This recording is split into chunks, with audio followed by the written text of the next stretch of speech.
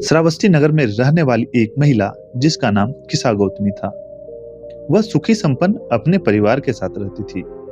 उसका एक बहुत ही प्यारा पुत्र था जिसे वह बहुत प्यार करती थी। लेकिन एक दिन अचानक बगीचे में खेलते हुए उसके पुत्र को एक जहरीले सांप ने डस लिया और उसकी मृत्यु हो गई। मां को जब यह खबर का पता चला तो वह पागल हो गई और अपना होश खो बैठी। हो भी क्यों ना, एक ही बेटा था उसका। उसके घर पर लोगों की भीड़ लग गई। हर कोई संतावना देने लगा।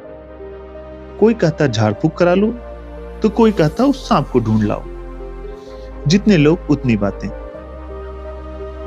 बेचारी मां क्या करे।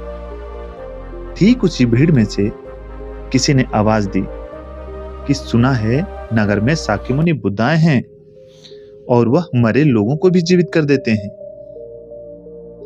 किसा ने जब यह खबर सुनी तो वह अपने बेटे को लेकर दौड़ी दौड़ी बुद्ध के पास पहुंची और प्रार्थना करने लगी कि हे भगवान, मेरे इस पुत्र को जीवित कर दें।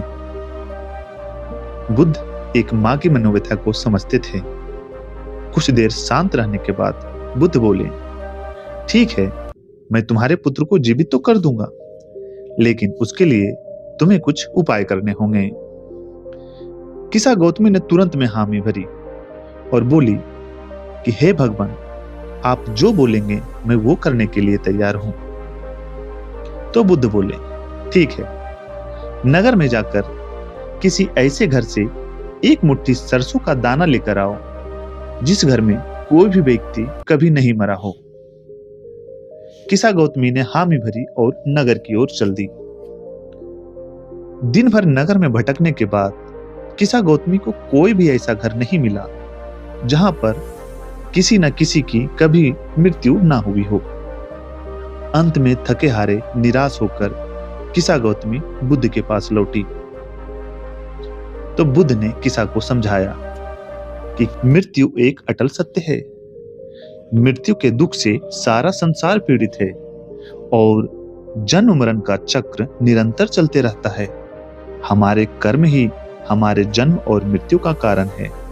इसलिए हम जब तक जीवित हैं कुशल कर्म और अच्छे कर्म करते रहने चाहिए। बुद्ध के कई तरह से समझाने के बाद किसा गौतमी शांत हो गई और वह आगे चलकर धर्म के शरण में आकर सांसारिक मोह त्याग कर भिक्षुनी हुई और अरहत अवस्था को प्राप्त की।